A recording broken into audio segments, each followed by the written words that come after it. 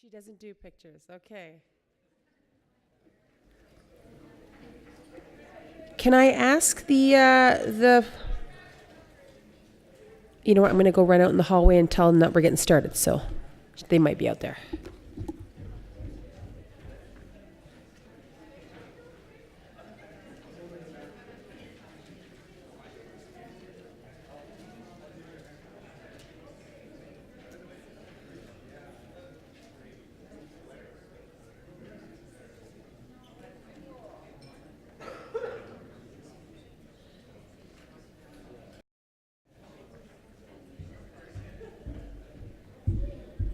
Are we missing some of our panelists? Uh-oh. 2 of them at least, I know.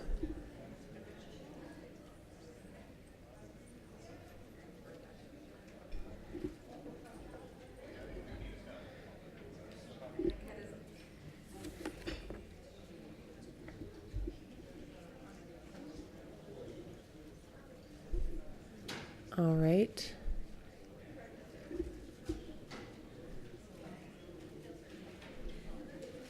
Katie? Pardon?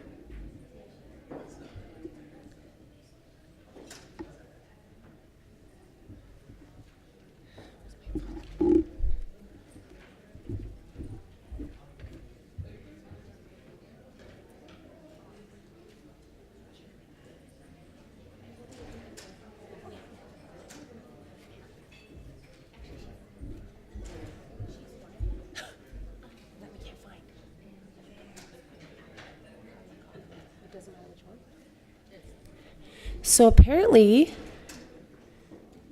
you guys like to give gifts. There was a name pulled out of the hat, and we have 2 gifts. Carla Cochran, you win a gift.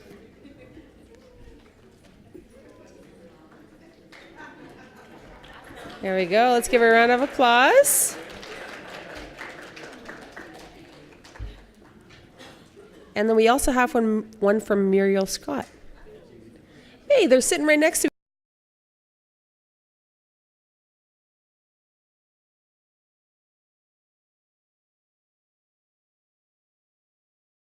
never a winner on that. Oh, and I keep playing. It keeps asking me to play again, and I always do.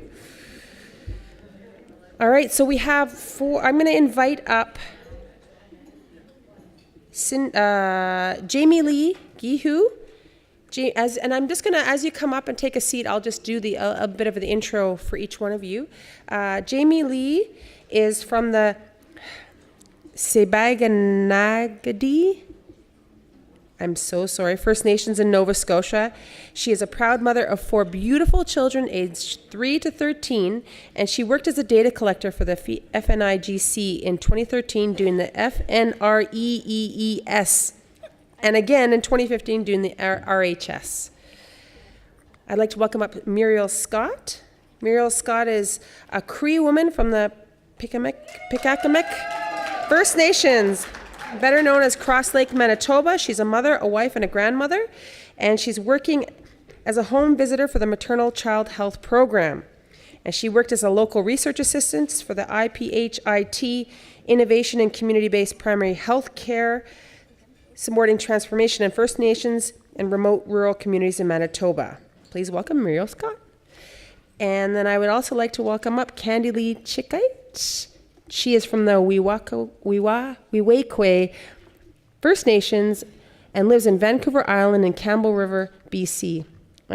With gratitude to her sons and daughters-in-law, she adores her 7 grandchildren.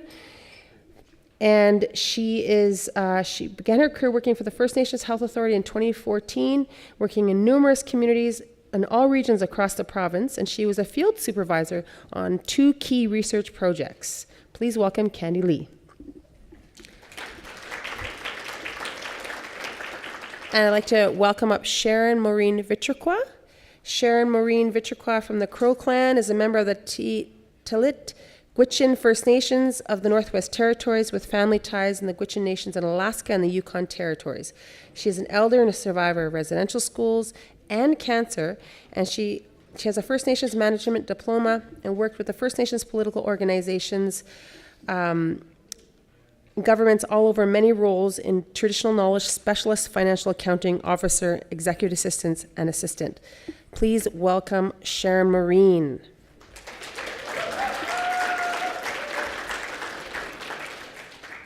It's a little bit, and we have Cindy Halcrow. Please welcome Cindy. And you're way more beautiful than I had in my head. Apparently she doesn't like to do pictures, and I wasn't given a picture. I was trying to search you down, but much more beautiful. Cindy Halcrow was born and raised in Saskatchewan. Her father is from Moosomin band member. She has been in Alberta for 20 years and lives in the Kapaweno First Nations with her husband and 3 dogs. She's a holistic medicine practitioner and champion for many Indigenous causes. And she and her husband are staunch advocates for water protection and around Kapaweno and farther afield. She has spent her entire career, over 30 years, working for First Nations in areas of social development, economic development, early childhood education, child welfare, and she's been part of an FNIGC team. Please welcome Cindy.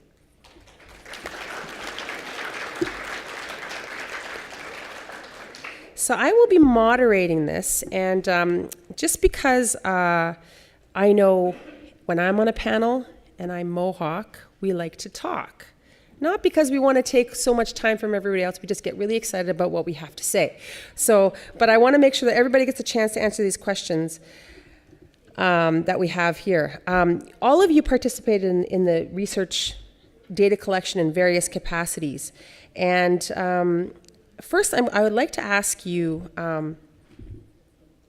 think about back when trying to get into communities to collect these surveys. So in the very beginning, when you were thinking about how are you going to get into these communities, how are you going to get people to trust you, what was this process? And can you tell us things that worked, what challenges you experienced, and anything unique, like a unique story you'd like to share? And I'd like to start with Candy.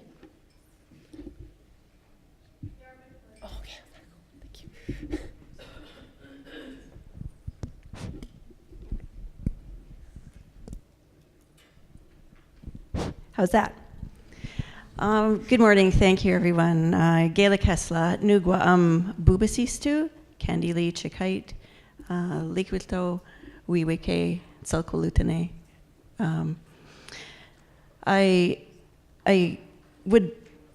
I guess for me, not only was I working with the Regional Health Survey, but I was also with the FNIGC, and just thinking back to the two of them, thankfully I'd done the RHS before the RHS, so I had a little bit of knowledge behind that. And I just want to say that some of the each case all across BC was different in how we got into communities.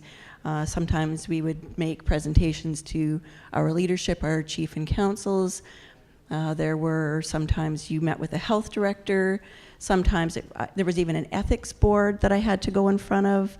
So there were so many different kinds of presentations that I had to make in order to get our BCR, the Band Council resolution, signed. And it was navigating that process, I think, was probably one of the most challenging, because there's no cookie cutter approach. Everything was different. Definitely once I got in front of whoever it was I was meeting with, I could kind of gauge that audience to see where was their interest and what did I need to communicate the best in order for it to be accepted to allow us into the community. And then, of course, getting in front of our participants was another story again. I would say that quite often I did mention the Aboriginal Diabetes Initiative, knowing how prevalent it is in our communities, and especially at home. So that was one of the good pieces that I knew that the information from previous RHS informed, and so I was able to highlight that a lot because that's very close to home. And then one of my, I guess, pet soapboxes to be standing on was actually on the Aboriginal Head Start on Reserve program. in our community that I'm from, all of the 6 grandkids that I have that have already entered school have gone through it. And I knew from a place of knowledge that was a really good piece of work that happens in our community. And our kids going into mainstream Campbell River schools are so welcomed by the teachers in kindergarten because they have such a great head start. So it was things like that. It was the positives that I knew that the RHS had already informed, and where I could, I would get that into the conversation.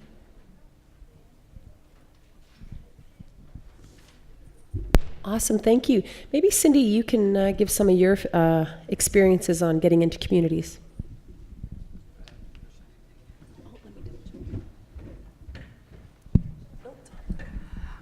Like Candy, every nation that I went into was different, and I would start with leadership and gauge the political climate, because that's how I knew how I was going to collect data, people I was going to train, those kinds of things. That was really critical. And like Candy, pulling from in Alberta was the suicide youth prevention that really hit home to a lot of people. And so you banged on that. You banged on the Aboriginal Head Start, the Diabetes Initiative. And there were those that just chose not to participate no matter what you did. I even offered to buy coffee, take them out for dinner, those kinds of things.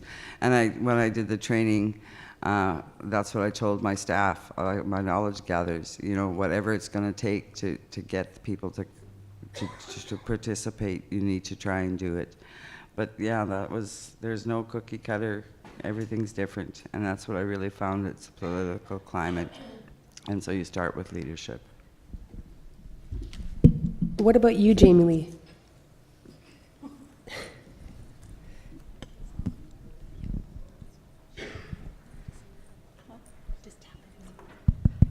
So I worked from Sabaganagadi, and it was already a small community, so I knew a lot of the people that I was going to survey, and as easy as that was, it was also easy for them to tell me no too, right? Because they didn't want me to know some of the questions that were asked, so we had to ensure that the confidentiality and the privacy was a main thing to them, that this is all private, they can answer truthfully.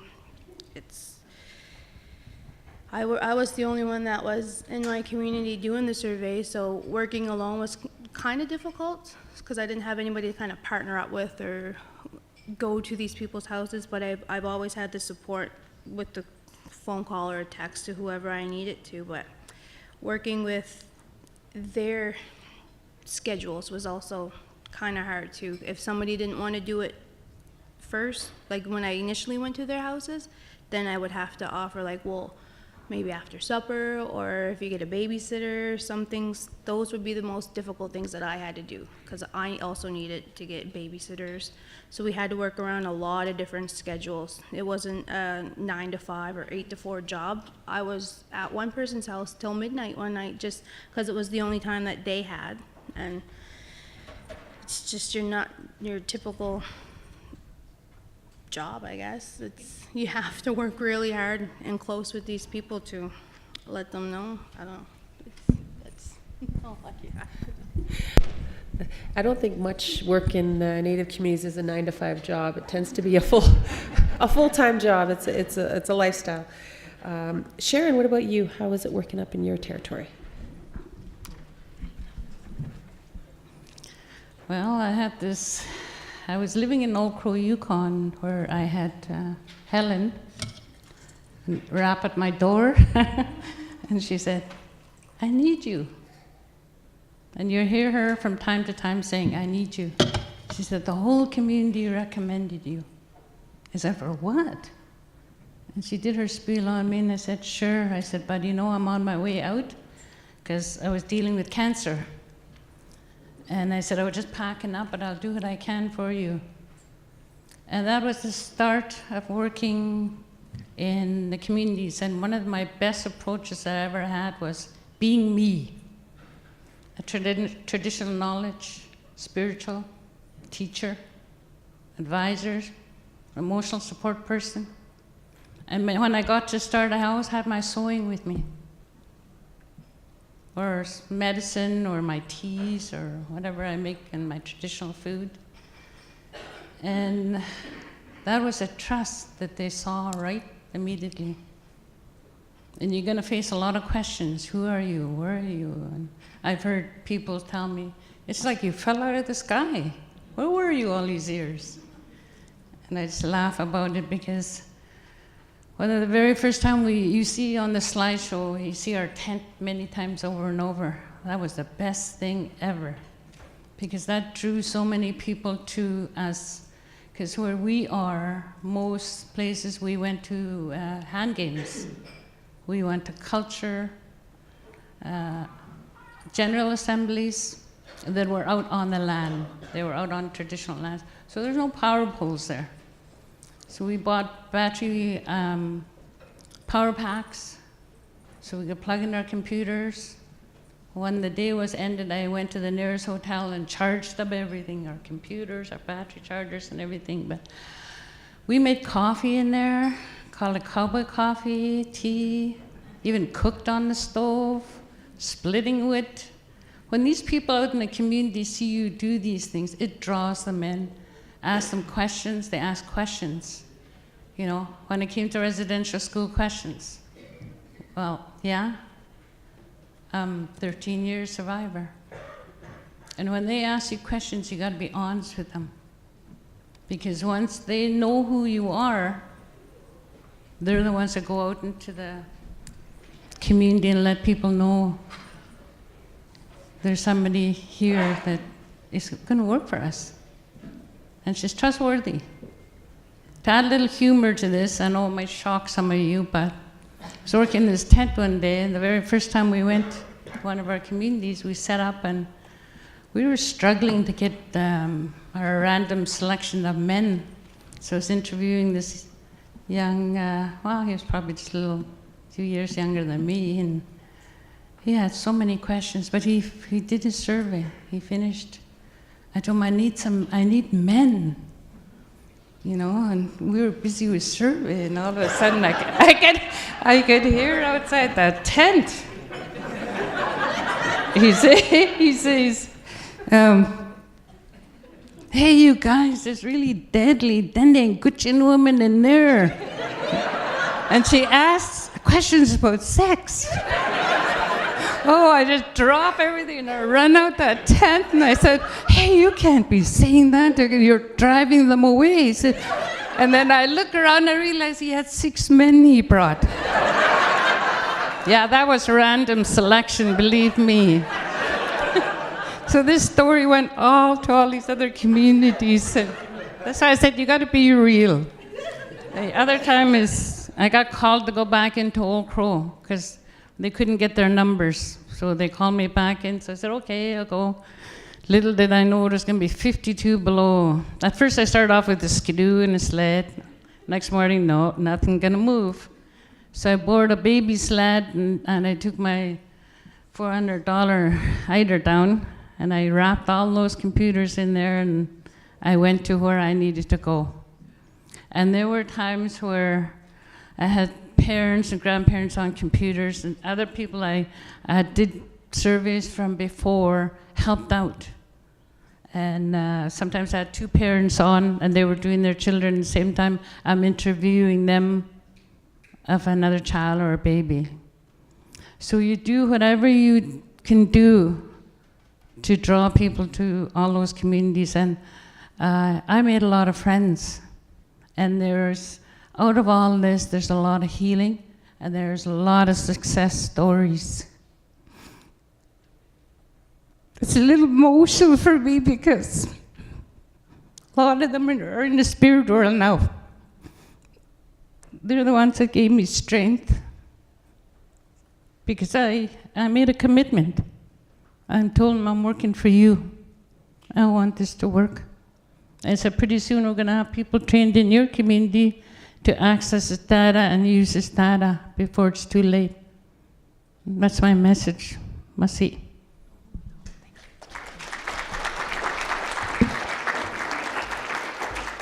Muriel, can you share how it was working in Manitoba to collect data?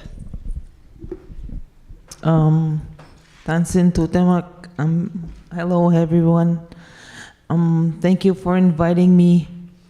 I'm truly honored to be here today. Before I start, the kind of a good experience I had, a very true experience, is that I'm truly blessed with some awesome workers from FNIGC, the Vittrekwa. Just to say thank you for always supporting me and encouraging me and always being there and standing up by me.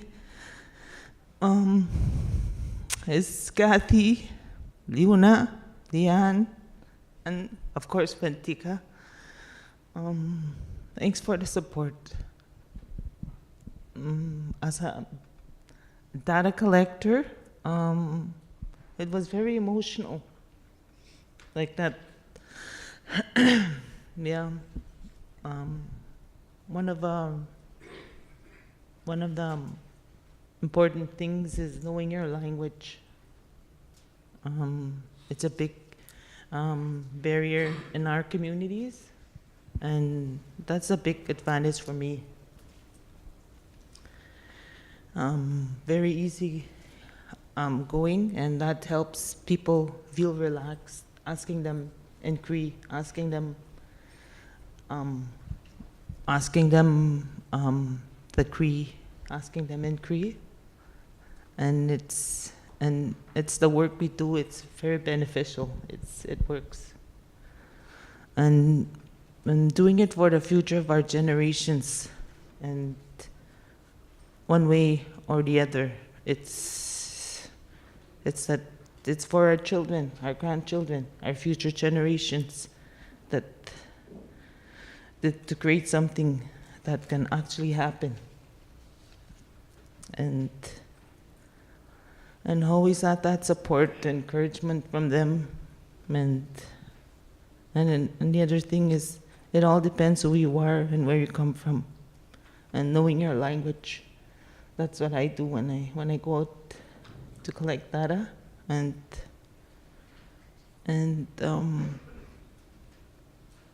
that's all I wanted to say. Thank you. Thank you. So we've heard a little bit about, the struggles, or how you had to build trust, and Sharon shared about, getting to know people, sharing language, sharing culture. Maybe, Jamie Lee, you could talk about, how did you get people to participate? How did you choose them or get them and contact them? A lot of them I would get through Facebook, or I would just go right to their homes. Fortunately, my community was small. Like, everybody was in walking distance, or like a short 5-minute drive, so it wasn't hard to get a hold of anybody. But trying to get them to participate was kind of difficult. But I don't know. I let them know the overall big picture of it, and I think I had that little paragraph that we had when we did the training. I think I had that memorized. I sounded like a robot after a while. I would start out with that paragraph and then just kind of talk with them. But if the ones that didn't want to do it, you just let them know that there's a option there that you can refuse to answer this question, or you didn't want to let them feel pressured to answer the full thing if they didn't want to do it in the first place. Like, they can skip a question if they didn't feel comfortable answering it, so that kind of made it a little bit easier for them to want to do it, knowing that they didn't have to answer every single question.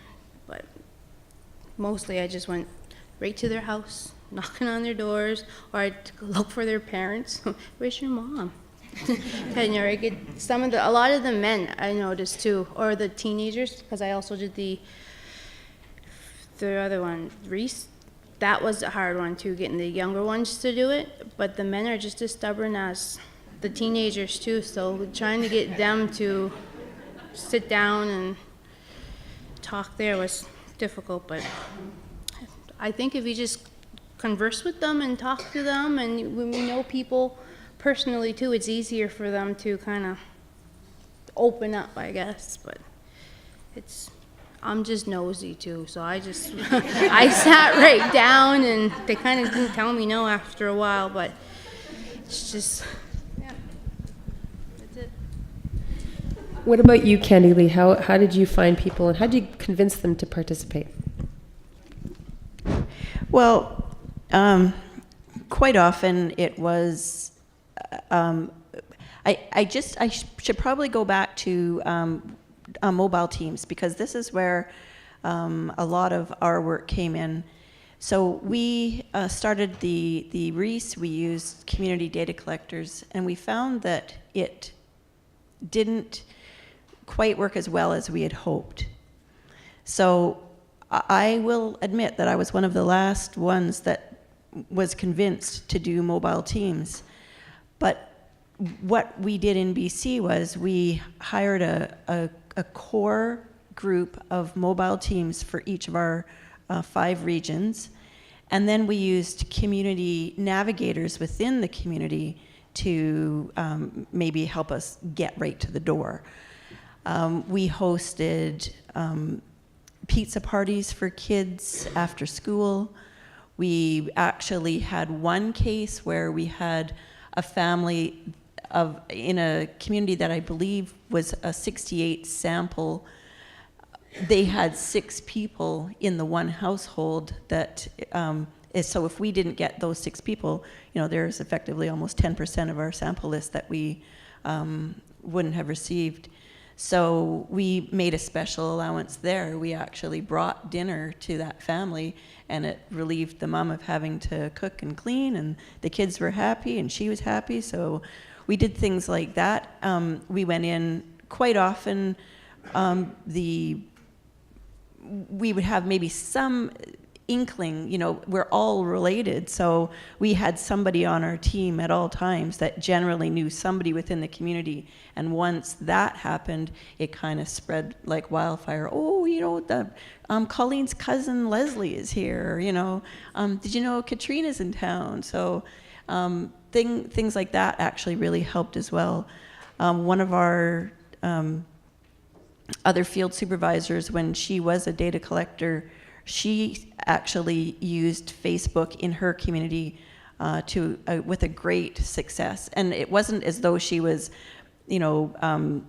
tagging people and saying, hey, your name has been selected to do the survey. It was nothing like that. She put out, hey, it's Katrina.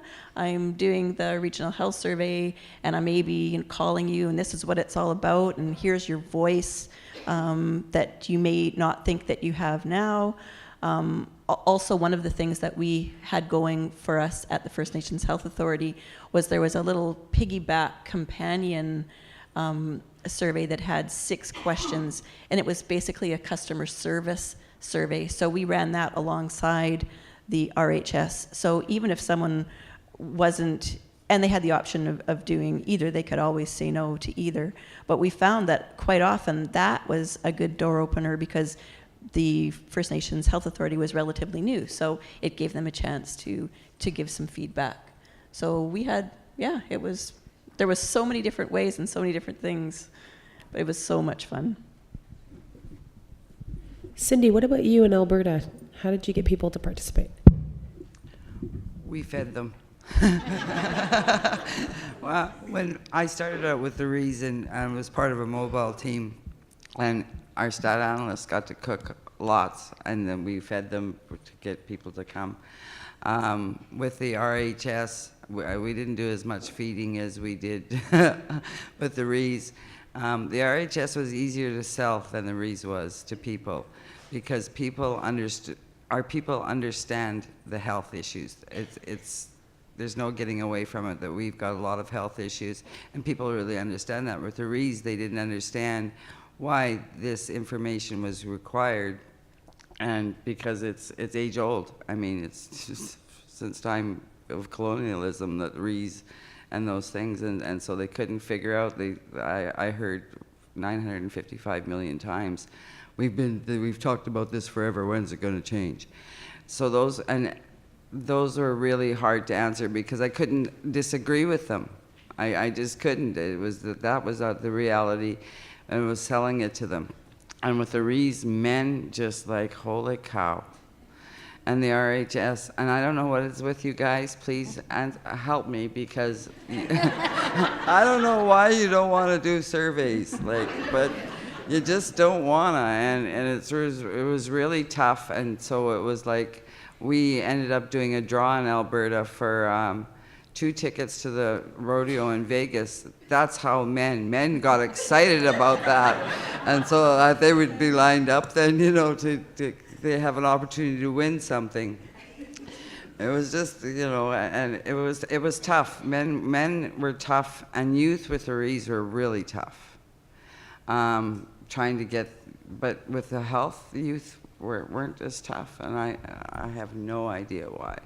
But we, things that we would have little gifts to give them sometimes. Like I said earlier, I'd take them out for a coffee. I actually made a lot of friends doing the coffee thing, because it would go, and then you'd get them to do a survey. Take a laptop with you, set it up at the coffee shop in the local, if you could, and that was how you did it.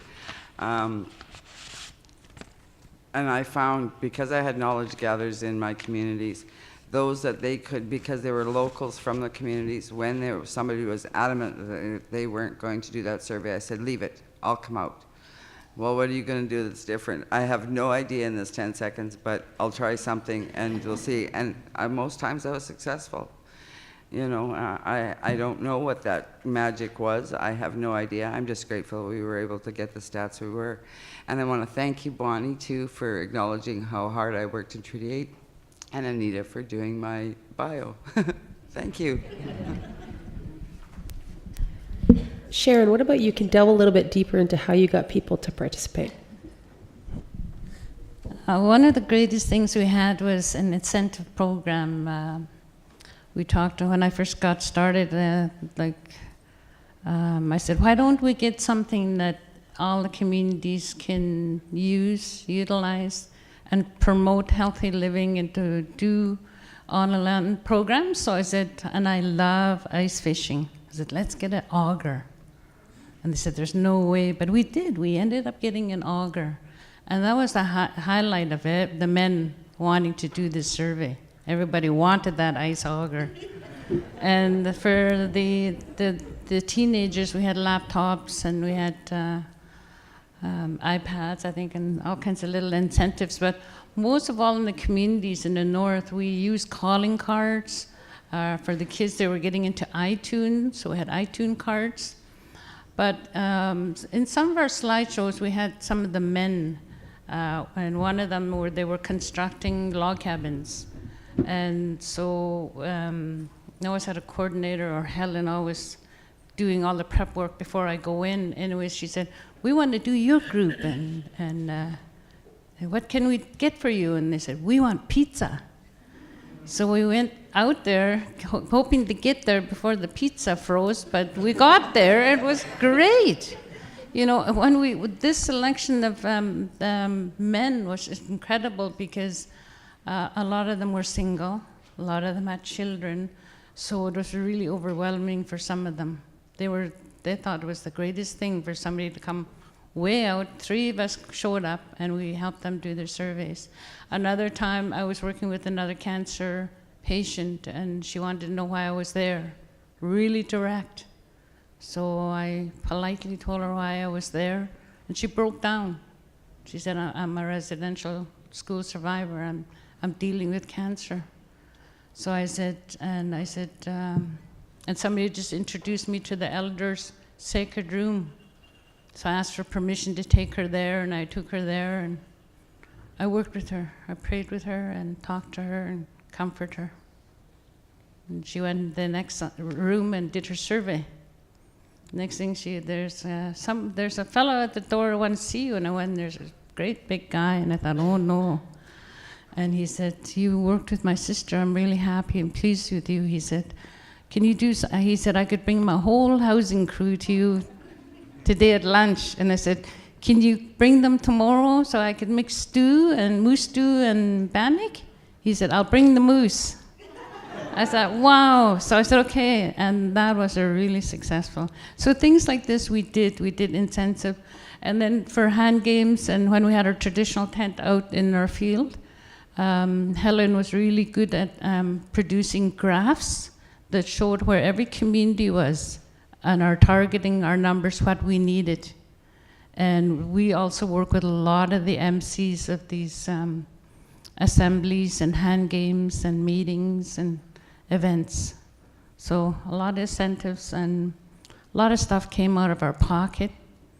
And I always laugh about this. I said, see that nice blue truck was in those pictures, so it made me really sad because it broke down.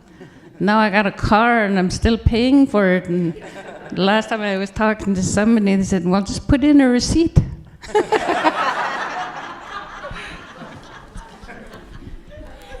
Muriel, how did you get people in your territory to participate? We had an incentive to get a mini pad to actually do the survey, and like I said, going to door and smiling and talking in Cree, and one of our elders had said to me, "Oh, we actually have somebody who speaks Cree and can translate everything in Cree." That was the biggest opportunity that I faced. And another thing is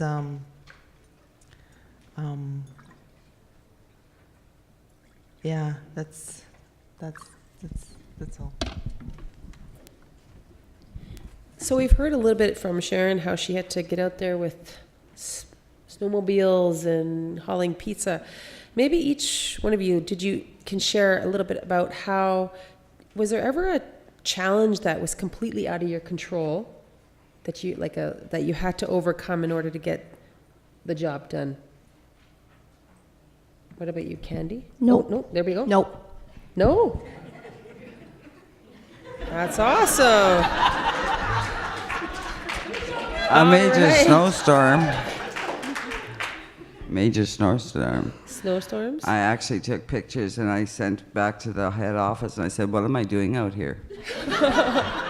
Because there was no road. Everything was white. And do you remember that? I mean, it was just like, I thought, I'm insane, because I was going to a northern community that's really remote, and the signs said to me, Highway 50 ends now, and I'm going, so where the hell am I going?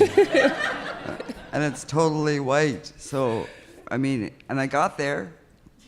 I have no idea in this 10 seconds how I got there or how I got back out, but I did. And I actually did a lot of surveys out there when I got there. So you do what you do, and that was a challenge that I had no control over. And it was a rental car. Did it have snow tires on it? Because I know in Alberta they're not mandated to put snow tires on their rental cars. The rental company in High Level, if you say you're going to the reserve, they won't rent it to you. They didn't say you're going to the reserve. That's a challenge.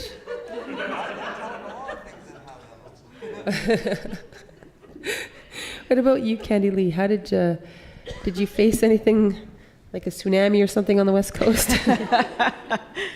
Well, during the data collection, I guess we certainly faced some challenges, probably mostly weather-related, transportation-related. In our case, we have a lot of remote communities where we needed water taxis. Of course, the mobile team was always flying around, so quite often a plane wouldn't be able to land due to fog, so that would put that particular team back. And one of the things that we found is when we make plans like this, it pretty much has to go according to plan. And so when these challenges did pop up, it was difficult. I do recall one time when we actually didn't really recover.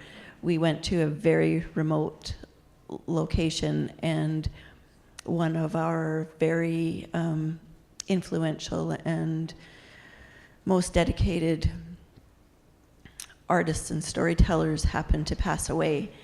And we were in a community that was closely related to the community he was from, and our data collectors were told to be still.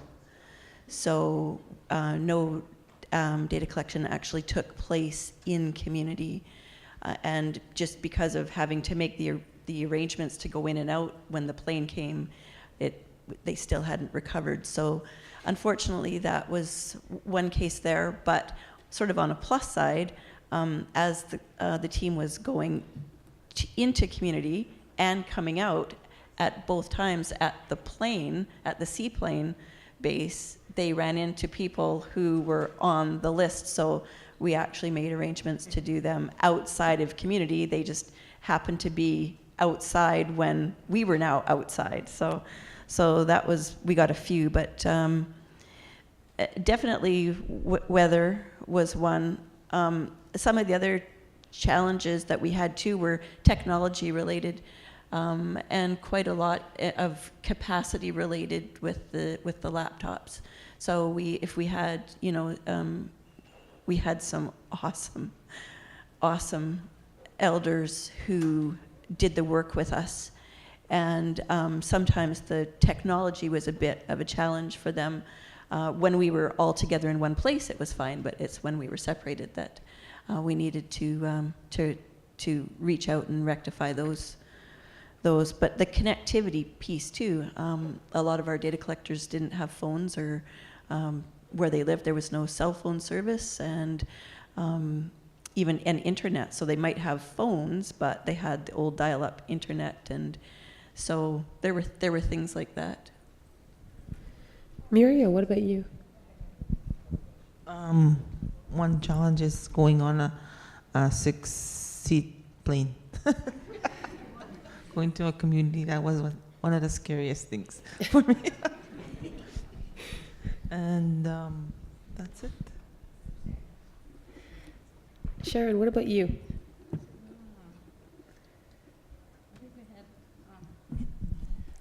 Some communities did mention having their own First Nation people do the surveys, and some few political little mishaps, but they got addressed right away and fixed right away. And I always was upfront with them, and I always said, well, we did try to get community members to do the survey, but they couldn't work with their own people. So I was always the go-to person. She'll do it. So other than that, there was really no challenge. I just went right through it like a bulldozer. Yeah. Well, you've all shared experiences of leveraging your personal relationships, your cultural knowledge, of your communities, language, and obviously you had to kind of pull in from every bit of your expertise to figure out a way to get the job done.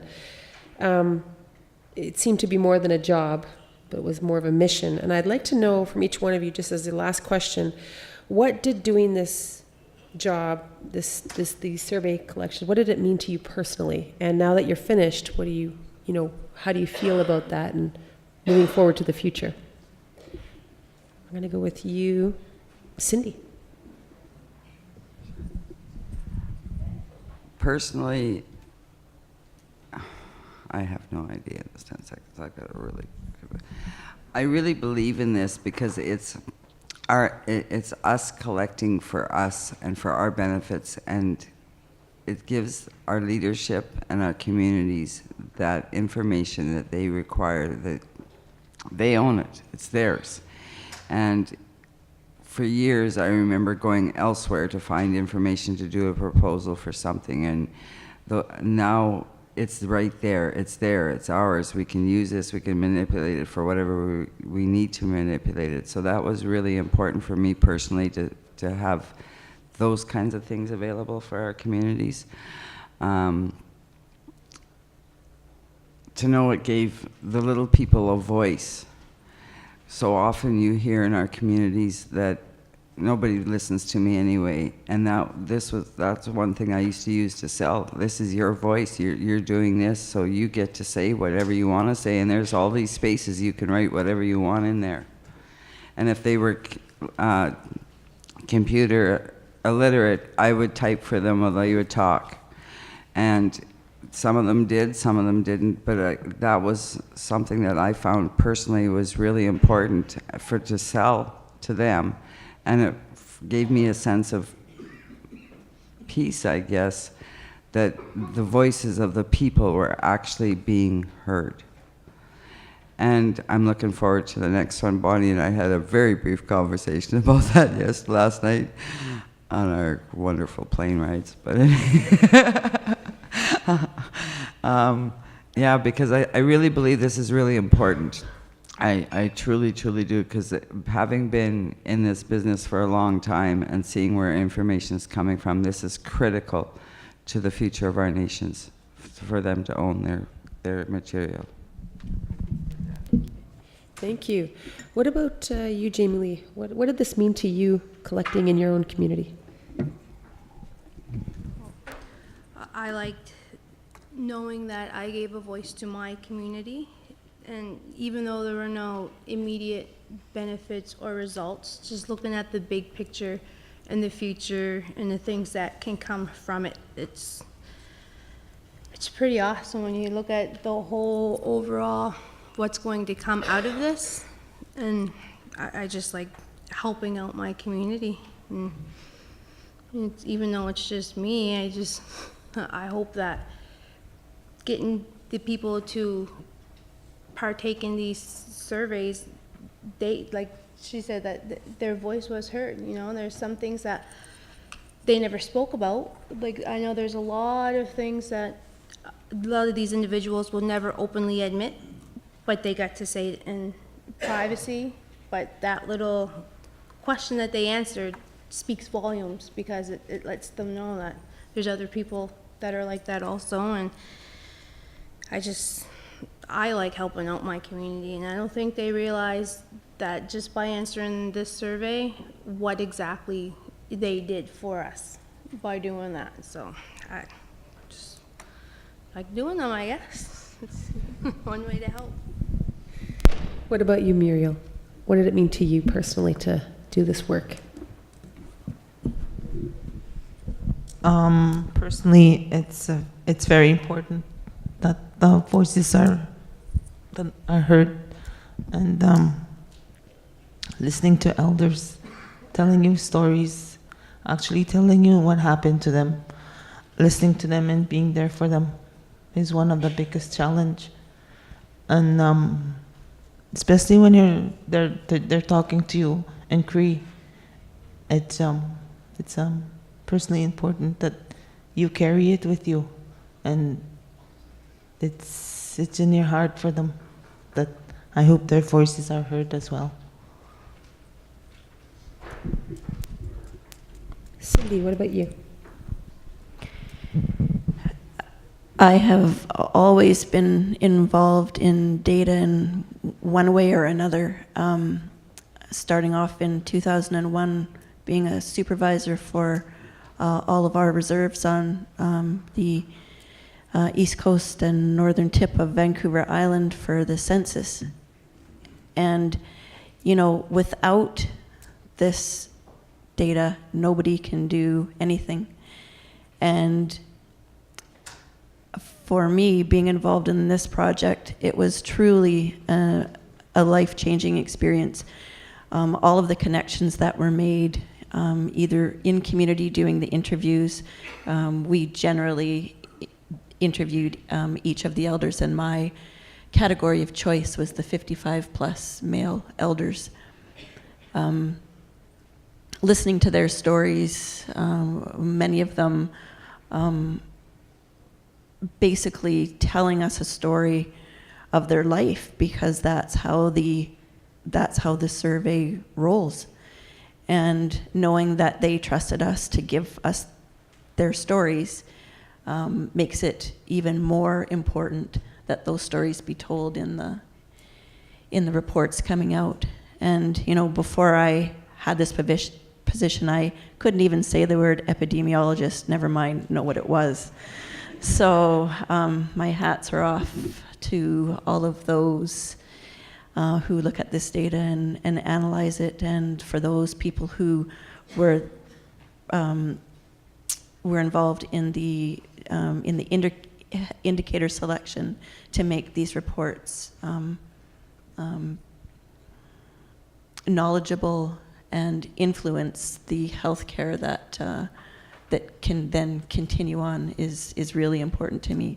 And on a personal note, just all of the connections that were made through working with our entire team all across the province of BC, and some of those connections still remain, Katrina. So I don't think I will be able to go on to the next RHS, and that's why my voice is actually wavering right now. I will really miss what the next phase will be. So for any of you who get to remain and get to go on to the next phase, congratulations, because it really was a life-altering experience for all of us. And Sharon, last word. What did this mean to you?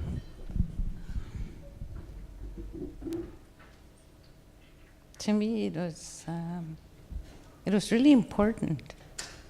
It was really important work, especially when everybody's moving towards self-governing. I truly believe in that. And to me, it was my own personal healing and my own personal surviving, at the same time working with everybody in the community too. And as a result of that, I made some really awesome connections, really wonderful friendships in these communities. They all know who I am now. And every day when I walk down the cities of Whitehorse or Dawson or wherever I am, I hear success stories. You know, they're running up behind me, and I say, forgive me if I don't remember your name. And they say, my name is, how come you don't remember me? I said, well, I did over 900 surveys. Forgive me. Anyways, they said, I just thought I'd stop and let you know that I'm taking native languages, I'm enrolled in college, I've gone to treatment.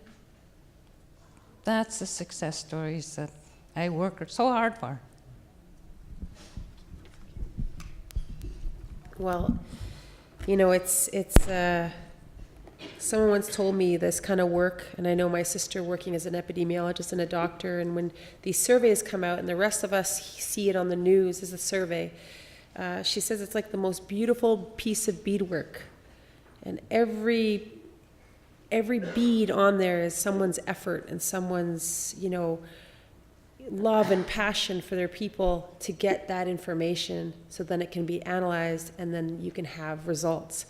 And I know that personally as a First Nations woman and a mother, I appreciate all your work that you guys had did out there on, you know, stormy days. Not sure why you're out there on the road. I think you knew why, but it's just a bit scary. Or when you had to get on planes that you didn't want to get on.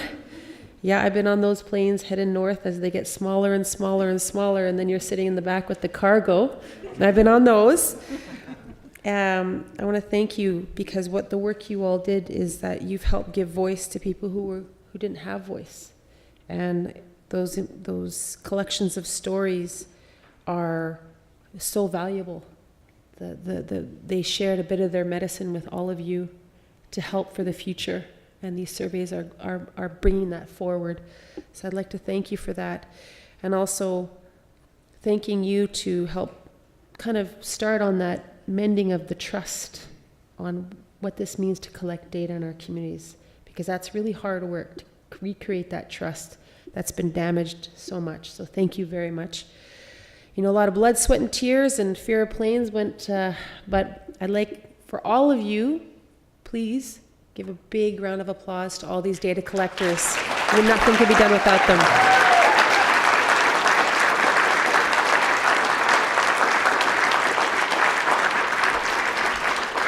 And I know if you get a chance, hug a data collector near you. All right? Tell them how much they mean to you, because your work can't happen without these guys. So they really are ground zero for you. So thank you very much. We're going to break for lunch. I'm going to give these gifts to these beautiful women up here, and we will be back for just around 1 o'clock. All right. Thank you. Have a wonderful lunch.